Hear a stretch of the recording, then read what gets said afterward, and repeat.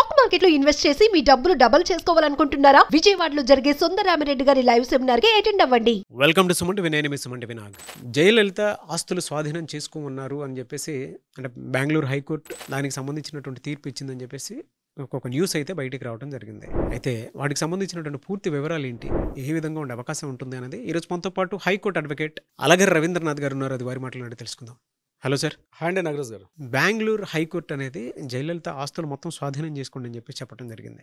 ఎలా చూడొచ్చు అంటారు అసలు దీన్ని? అక్రమార్జన కేసుల్లో అరెస్ట్ అయినటువంటి జయలలిత గారిది ఆవిడ చనిపోయేటంత వరకు కూడా కేసుల మీద విపరీతమైనటువంటి కాంట్రవర్షియల్ అయితే రావడం జరిగింది సార్. ఆవిడ చరిత్రనే ఒక పెద్ద సినిమాలు వచ్చాయి, వెబ్ సిరీస్లు వచ్చాయి, అనేక రహస్యాలతో ఉన్నటువంటి జీవితం జయలలిత గారిది.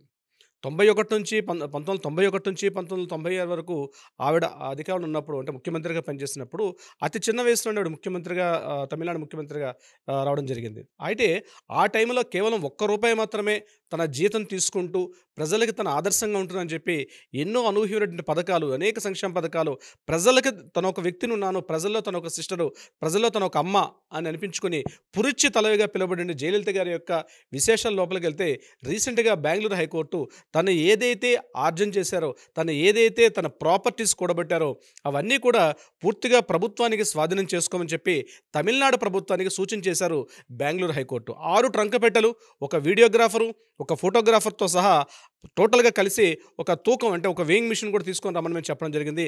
అంత స్థాయిలో ఆవిడ ఈ అక్రమార్జనలో పూర్తిగా కూడబెట్టారు. దీనికి సంబంధించి అనేక రకాల దఫాలుగా కేసులనే.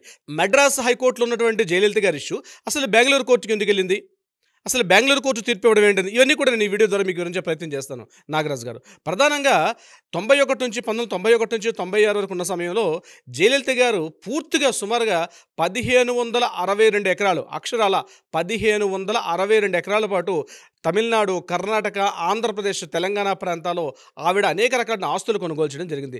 దీని మీద ఓసారి కరుణానిధి గారు కూడా అసెంబ్లీలో మాట్లాడుతూ సుమారుగా 4,000 కోట్ల రూపాయల పైబడి ఆస్తులు జయలలిత గారికి ఉన్నాయని కూడా ఒక సందర్భంలో కరుణానిధి గారు కూడా మాట్లాడారు. ఆ సందర్భంలో కోర్టులో కూడా దీని మీద కేసు కూడా నడిచింది. అయితే ఈవిడ కూడబెట్టినటువంటి అక్రమార్జన కేసుల లిస్టు చూస్తే సుమారుగా ఒక పుస్తకం రాయాల్సి వస్తుంది. ఎందుకంటే 750 జతల చెప్పులు, ఒక 800 నుంచి 1000 వరకు ఉన్నటువంటి చేతి గడియారాలు, ఇది కూడా ఇంటర్నేషనల్ బ్రాండ్స్ నుంచి రకరకాల బ్రాండ్స్ ఉన్నటువంటి వాచ్లు, ఇది కాకుండా 1562 ఎకరాలు ఉన్నటువంటి ఒక ల్యాండ్ మన హైదరాబాద్లో ఉంది, మెడ్రాస్లోను, బెంగళూరులోను, పూర్తిగా ఊటీ, కొడైకెనాల్ అనేక ప్రాంతాల్లో ఆవిడకున్నటువంటి అక్రమార్జన కేసులు.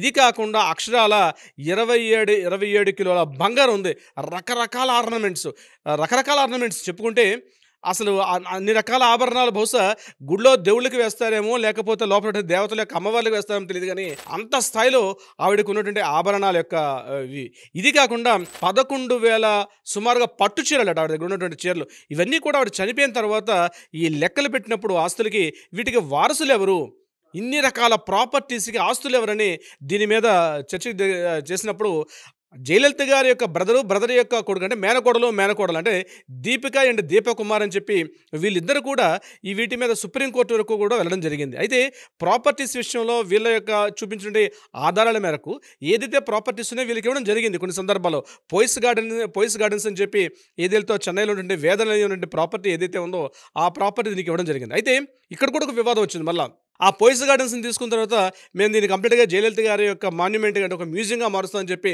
వాళ్ళు ప్రకటించినప్పుడు హైకోర్టు తీవ్ర అభ్యంతరం వ్యక్తం చేశారు. ఎందుకంటే మీకు చెన్నైలోని మెరీనా బీచ్ దగ్గర సుమారు 83 కోట్ల రూపాయల విలువతో ఉన్నటువంటి ఒక పెద్ద మాన్యుమెంట్స్ ఉన్నాయి, అక్కడ మ్యూజియం ఉంది, అంతకుమించి మళ్ళీ మీరు ఈ ప్రాపర్టీని మళ్ళీ ఏం చేస్తారని చెప్పి ఆ ప్రాపర్టీని కూడా తీసుకో ప్రయత్నం చేశారు. అంటే ఈవిడికి వారసులు లేకపోవడం, మ్యారేజ్ చేసుకుని సరే చట్టబద్ధమైన వారసులు ఎవరు లేకపోవడం వల్ల ఈ ఎంటైర్ ప్రాపర్టీ మొత్తం కూడా సుమారుగా 20 సంవత్సరాల పాటు కోర్టులో, రకరకాల కోర్టుల్లో ఈ వాద్యాలు, గొడవలు, అంటే ఒకరి మీద ఒకరు, అంటే ప్రభుత్వాన్ని ఒకసారి లేదు మేము దీపిక అండ్ దీపకుమార్ అని చెప్పి మేమున్నాం అని చెప్పి వాళ్ళు ఇలా రకరకాల డిస్కషన్స్ అయిన తర్వాత చివరిగా రీసెంట్గా Bengaluru high court Bengaluru city civil court తీర్పిస్తూ ఏం చేశారంటే ఈ ప్రాపర్టీ అంతా కూడా ప్రభుత్వానికే చెందుతుంది కాబట్టి ఇమ్మీడియట్గా తమిళనాడు ప్రభుత్వం వచ్చి ఈ ప్రాపర్టీని మొత్తం కూడా లెక్కించి తీసుకెళ్ళమని చెప్పి చెప్పడం జరిగింది. అంటే మన్నార్గుడి మాఫియా అంటారు.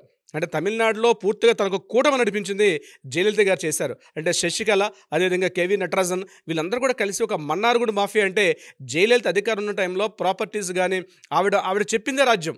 అంటే మొట్టమొదటిగా చెప్పాలంటే అవినీతి అక్రమార్జన కేసుల్లో ఉన్నటువంటి లాలూ ప్రసాద్ ఎలా అయితే నార్త్ ఇండియాలో ఆయన ఏ రకంగా ఉండిపోయారో, అట్ ద సేమ్ టైం ఇక్కడ జయలలిత కూడా పురుచి తలవిగా చెప్పినటువంటి జయలలిత గారు కూడా అక్రమార్జన కేసులు అనేక రకాలుగా ఉండిపోయారు. అవి కాకుండా ఆవిడ చేసినటువంటి ఎన్నో రకాల ఇన్వెస్ట్మెంట్స్, స్టాక్స్ కావచ్చు, షేర్స్ కావచ్చు, గోల్డ్, బంగారు, వజ్రాలు, అంటే వజ్రాలు పొదిగినటువంటి రకరకాల బంగారు ఆభరణాలు లెక్కించడానికి సుమారు 4 రోజులు పట్టిందట. ఈ యొక్క నిన్న కోర్టు ఇచ్చిన తీర్పులో మనకు తెలియపరిచిన విషయం అంటే అవన్నీ లెక్క పెడుతుంటేనే 4 డేస్ పడింది.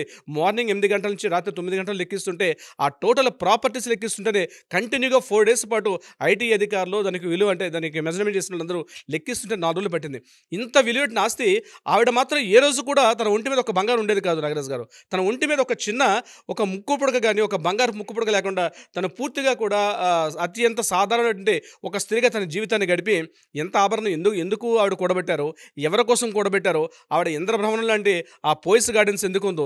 విశేషం ఏంటంటే మన హైదరాబాద్లో కూడా మేడ్చల్కి వెళ్ళే దారిలో కొంపల దగ్గర జేజే గార్డెన్స్ అని చెప్పి ఇక్కడ కూడా ఒక 24 ఎకరాల ద్రాక్ష తోట కూడా ఆవిడ ఉండడం జరిగింది. ఇది కాకుండా మాదాపూర్, కొండపూర్, అంటే అప్పుడు ఆ టైంలోనే బహుశా డెవలప్ అవుతుందని చెప్పి జూబిలీస్లో కూడా కొన్ని ప్రాంతాల్లో ఆవిడ ప్రాపర్టీస్ కూడా పెట్టుకోవడం జరిగింది. ఇది కాకుండా బెంగళూరులో ఉన్న ప్రాపర్టీస్, చెన్నైలో ఉన్న ప్రాపర్టీస్, మన్నార్గుడి దగ్గర ఉన్న ప్రాపర్టీస్, కోయంబత్తూరు దగ్గర ఉన్న ప్రాపర్టీస్, ఇవన్నీ లెక్క వేస్తే 1562 జయలలిత గ్రీన్ టీ అని చెప్పి ఒక టీ ఎస్టేట్ కంపెనీ కూడా జయలలిత గారు నడిపించారు. అంటే రాజుల సొమ్ము రాళ్ల పాలు అన్నట్టుగా ఈ టోటల్ ఈ ప్రాపర్టీస్ అన్నీ కూడా మాకు కావాలని చెప్పి ఏదైతే వీళ్ళ వారసులు క్లెయిమ్ చేసుకుంటున్నారో మీకు చందం అని చెప్పి ఈరోజు బెంగళూరు హైకోర్టు పూర్తిగా ఇవ్వడం జరిగింది. బెంగళూరు హైకోర్టు దీనికి ఎందుకు డెసిషన్ తీసుకుని చెప్పి చాలామందికి ఒక అనుమానం ఉంటుంది. 2001లో ఈ కేసులు వచ్చేటప్పుడు అప్పుడు ఉన్నటువంటి డిఎంకే ఉన్నటువంటి అధినేతలు ఏం చేశారంటే, ఇది పూర్తిగా తమిళనాడు జయలలిత గారికి ఉన్నటువంటి కేసు, మన రాష్ట్రంలో ఈ కేసు పూర్తిగా విచారణ చేయడం వల్ల కొంతవరకు సాక్షులను కావచ్చు, విచారణ కూడా కొంత తప్పుదో పట్టించే అవకాశం ఉంటుంది జయలలిత గారు. కాబట్టి మా స్టేట్ కాకుండా బయట స్టేట్కి వెళ్ళమని చెప్పి సుప్రీంకోర్టుకి అప్పీల్ చేసినప్పుడు సుప్రీంకోర్టు ఏం చేశారంటే తమిళనాడు స్టేట్కి బయట ఉన్నటువంటి కర్ణాటకలో ఉన్నటువంటి బెంగళూరు హైకోర్టుకి రిఫర్ చేయడం జరిగింది. సో దీనికి సంబంధించి బెంగళూరు హైకోర్టు దీని మీద తీర్పు ఇవ్వడం జరిగింది. నాగరాజు గారు అంటే అనేక వేల కోట్ల రూపాయల ఆస్తులు ఈరోజు లెక్క వేస్తే సుమారుగా 4500 కోట్ల పైబడి ఆస్తున్నట్టుగా ఆ లెక్కలు ఈరోజు ఉన్నటువంటి ప్రామాణిక లెక్కలు బట్టి ఇది తెలుస్తుంది. అంటే నేను ఇందాక మీకు చెప్పినట్టుగా రాజుల సొమ్ము రాళ్లపాలని ఏ రకంగా అయితే మనం చెప్పుకుంటామో, ఇంత ప్రాపర్టీ కూడబెట్టుకున్నారు, ఎన్నో సంక్షేమ పథకాలు, అంటే బహుశా భారతదేశంలో ఏ ముఖ్యమంత్రి చేయనటువంటి సంక్షేమ పథకాలకి నాంది అమ్మ బస్సు, అమ్మ ఒడి, అమ్మ అన్న పథకం, అన్న క్యాంటీన్స్, ఇలాంటివన్నీ కూడా మొట్టమొదటిగా జయలలిత గారు ప్రతి ఇంటికి టీవీ, ప్రతి ఇంటికి మిక్సర్ గ్రైండర్, ప్రతి ఇంటికి దాని ఏమంటారు మొబైల్స్, ఇలా ప్రతి ఒక్క వ్యక్తికి సంక్షేమ పథకాలు ఈరోజు మనం ఏదైతే మన ఆంధ్రప్రదేశ్లో కావచ్చు, తెలంగాణ ప్రభుత్వాలు ఏదైతే సంక్షేమ పథకాలు ఈరోజు చెప్పుకున్నటువంటి మన నేతలు ఈ రోజుకి వీళ్ళందరికీ ఆదర్శం ఎవరంటే జయలలిత గారు చేసినటువంటి సంక్షేమ పథకాలు. ఇప్పటికి బహుశా ఆవిడ చేసిన సంక్షేమ పథకాలు ఇప్పుడున్నటువంటి నాయకులు కూడా మేము చేయలేము, మా రాష్ట్ర బడ్జెట్ సపోర్ట్ చేయదని చెప్పి చేతులెత్తేసే పరిస్థితి ఉన్నప్పుడు ఆవిడ చేసిన సంక్షేమ పథకాలు ఎలా అందజేస్తారో తెలియదు. కానీ ఈరోజు ప్రతి ఇంట్లో కూడా ఒక తల్లిగా, ఒక మా జయమ్మ అంటే పురుష తలగా పిలువబడి జయలలిత గారు ఆవిడ తదనంతరం ఇది చూస్తే ఇన్ని వేల కోట్ల రూపాయలు ఎందుకు కూడబెట్టుకున్నారు, ఏం చేయాలనుకుంటున్నారు అర్థం కాని పరిస్థితిలో బెంగళూరు హైకోర్టు ఇచ్చిన తాజా తీర్పుతోటి మొత్తం యావత్ ప్రపంచం కూడా ఒక నిశ్చేష్లు అవుతున్నారు. ఎంత అంటే బెంగళూరు హైకోర్టులో ఉండేటువంటి అంటే చూపించినటువంటి వాల్యూ ఎంత ఉండొచ్చు అండి? 4500 కోట్ల రూపాయలు ఉన్నట్టుగా. ఇది కేవలం ప్రాపర్టీస్, ఇంకా గోల్డ్ లెక్కించలేదు. ఆవిడ పట్టు చీరలు సుమారు 11,000 పట్టు చీరలు అంటే లక్షల్లో ఉంటుందని చెప్తున్నారు. అంటే బంగారు జరీతో నేసినటువంటి చీరలు బహుశా 95, 96 ఆ ప్రాంతంలో చాలామందికి పేపర్లు తిరిగేస్తే పేపర్లో మొత్తం కూడా 12 పేజీలు ఉంటే 4 పేజీల పాటు జయలలిత న్యూసే ఉండేది. ఆవిడ తనకు ఆస్తులు కూర్చొని రాసేవారు అక్రమార్జన కేసులు. ఆవిడ ప్రతిదీ కాంట్రవర్షియలే. తన ఎంటైర్ త్రూఅవుట్ లైఫ్ ఒక కాంట్రవర్షియల్గా గడిపిన జయలలిత గారికి అన్ని రకాల ప్రాపర్టీస్ ఉండేవి. నాగరాజ్ గారు చూద్దామండి ఏ విధంగా ఉంటుంది అనేది. Anyways thank you so much Alagiri Ravindranath గారు. Thank you so much Nagaraj గారు.